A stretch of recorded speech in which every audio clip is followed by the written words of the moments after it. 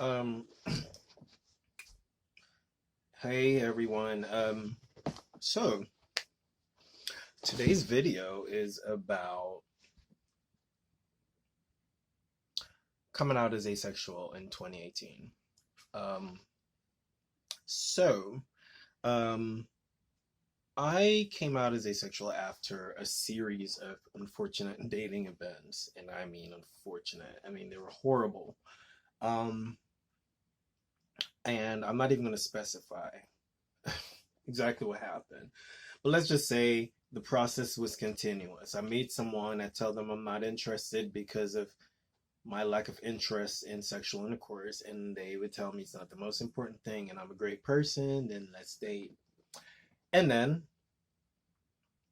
a couple months down the line, all of a sudden they don't need to be in a relationship right now, they need to be single, this, that, and the third. And then in a couple weeks, they're dating someone. And a lot of times these relationships do last because a couple from the 2018 saga, they're going strong. Well, let me get a little bit of this natural light in here. They're going strong, so obviously I was a problem. So I needed to figure out what was it that that's causing such unfortunate stuff. Like, what is it? Um, I was like, is it even normal for people to not want to have sex? Is that a thing? And so I started my research and I saw a therapist. Um, and I remember the last person that like broke up with me told me that I think you're asexual. I'm like, no, I'm not. That sounds like something like a person that is like, I don't know, someone that doesn't take care of themselves and they just don't care. I don't even know what that means. And I Googled it and I'm like, it says it's someone that doesn't experience sexual attraction to anyone or rarely experiences it. And I'm like, I do find people attractive. I just don't want to have intercourse with them.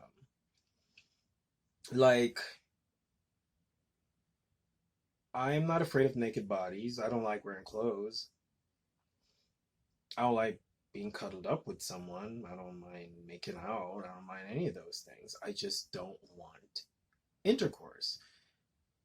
In fact, when someone talks about how great sex is, I tune out because it's like, it's no more exciting than someone washing a car or seeing an elbow or a new pair of shoes. It has no meaning to me, no sexual meaning. And that you don't make this stuff up. It's no one has you don't have more control over it any more than you do about being gay or straight.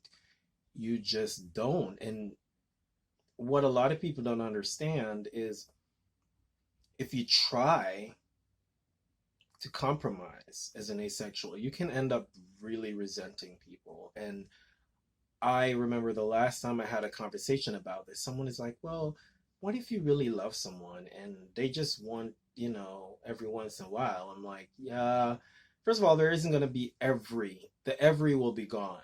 There'll be once. And if they ever leave me, unless I leave them, if they ever leave me, I will really make it my life's mission to destroy them.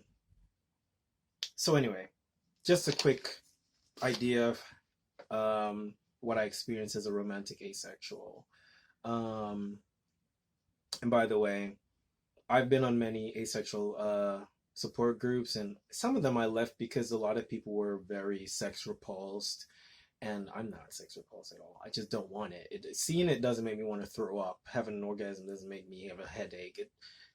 You know, I find other ways, just not the intercourse part. I don't think about it. It doesn't cross my mind. I'm not interested. I get freaked out by intimacy, so when I meet someone I really like, instead of thinking to myself, oh, wonder, imagining great things, I start freaking out because I know they're going to want intimacy. Um, when people flirt with me, it makes me nervous. At first, I like it, but then I run away. So, for example, as you can see, I have a big beard. So, a lot of times, people, guys and girls, will come up to me in public and compliment. If their compliment extends longer than great beard, I freak out. If they're like, so where are you from? I start getting nervous and I run away because I don't want anything else. I'm gonna run. Um, I love the idea of a relationship. I'm very obsessed with it. Very, very obsessed with relationships. I'm addicted to them. I love the intimacy in terms of not the sexual intercourse. I like the just being close with someone, always cuddling till they feel like they want to run away. That's me. And I can be very clingy because what happens is I overcompensate. I did have crushes in high school or whatever age throughout my life I had. They were just not sexual crushes. I wanted the person to be mine. I wanted them to be my friend. You're not getting my friend, it's my friend. That's how my crushes were. But nevertheless, they were crushes because I got the leaping hard. I thought about them all the time. I wanted to see them all the time. I was always happy when I see them. Feeling very awkward in relationships. When I'm in a relationship, no one is more awkward than me. I feel weird being naked in front of them. I feel self-conscious. I feel like I'm not enough. Because I know I'm not enough. I mean, really. And I strike anyone that says, oh, sex is not important. It is. It is. In fact, a lot of times people cheat because of that. Or they say that, I don't know. But it is very important. Otherwise, people would cheat in other ways, like cheat and hang out and have ice cream instead of sleeping with someone. So I know it's very important. And if I'm not providing that, I'm bound for failure. So why am I trying to date people that are sex positive? It doesn't make sense. Um, and as I said before, fear of intimacy and fear that it's required if I get close to someone. And so a lot of times I do not open up with people. I just find ways to run away. And a part of it is in the past, I was very open in telling people I didn't know I was asexual. I just told them that I'm just not into intercourse. And, and a lot of times they'll say to me, it's not that important. You're a great person. I would love to be with you. And then 2, 3 months down the line, the issue comes back up and they leave me high and dry. And the worst part about it is a lot of romantic asexuals, we come off as clingy because remember, all the energy that would have gone into sex, we start putting it into romance. And because of that, we become stuck on people.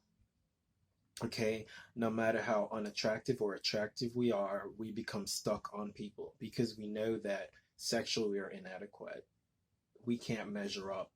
And even if we try to, it usually becomes a burden. And there are romantic asexuals that are sex addicts. It's just that they don't experience sex like most people do.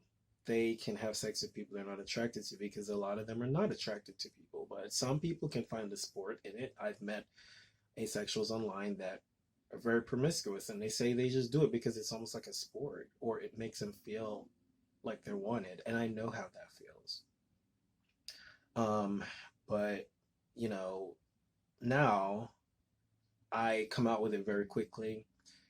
But the difference now is I'll debate a person to the bone. I'll be like, look, you can tell me everything you want to tell me. Tell me how different you are from everybody else I've dated. But I know fundamentally you are a human being. And I'll ask them stuff like, so what do you like sexually? So I'll be like, well, baby, let me tell you something about that. You can suppress that for a little bit, but it's going to come back. And I will be stupid to put myself under that kind of pressure again, knowing that I can't give what someone wants, but I ran ahead and listened to them when they've never dated someone like me. But I went ahead and started dating them, and now I'm the one hurt. I'm the one in pain. I'm the one that going through years and years of regret and anger and hate for myself because I went ahead and I dated someone that's sex positive. Even though I knew it wouldn't work. And the part that upsets me, which is my rant, is when I talk to other people and they say stuff like, you're a nice guy, you'll meet someone, or they're not working because of what you're putting out in the universe. Like you're expecting it to fail. Of course I expect it to fail because I know better. It's like someone that they like cheesecake, but they also love every other cake. And you tell them, well, in this house, you can only eat cheesecake. Of course they'll jump and be like, it's my favorite, I can do it. But give them 2 months. After a while, they can't stand it anymore. They want everything else. That's how humans are. We are not made like a chicken in a coop that can eat corn every day. We're not like that. And when you restrict a lot of things for people, they grow frustrated. And with that kind of knowledge, I just said to myself, look, if I don't run into someone that is similar to me, that is because I personally I could not date, and this is why I understand from a sex positive perspective, I couldn't date someone that is sex repulsed because that means they're not really gonna want to kiss you, they're not gonna really want to touch anything, and yeah, I'm not gonna be in a relationship with someone that we just hold hands and laugh all day. No. So I can understand and empathize with someone that's sex positive. Um, so, ideally, it would be meeting someone that is like me, a romantic asexual, someone that loves to be romantic and loves PDA and loves all that good stuff. And we can sit and talk for hours and travel and make fun out of art and work on cars. Quite unlikely. Um, that kind of stuff. That would be amazing. And I know how hard it is because they say it's only I don't remember. Yeah, it's only 1% of the population is considered asexual, and a significant proportion of that 1% are females.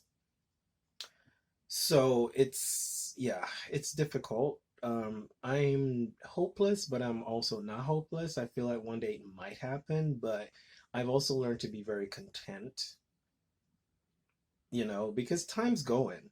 And I realized the years when I hoped and dreamt and hoped and dreamt, I was unhappy. And I lost years being unhappy. And I realized the moment I gave up hope on that, I lived.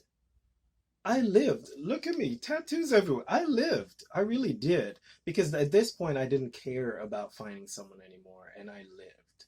So now if it happens, I'm okay. If it doesn't, I'm fine too, as long as I don't date a sex positive person. In other words, someone that is normal, although I'll say we are normal, but someone that has a normal sexual attraction or one that is widely accepted.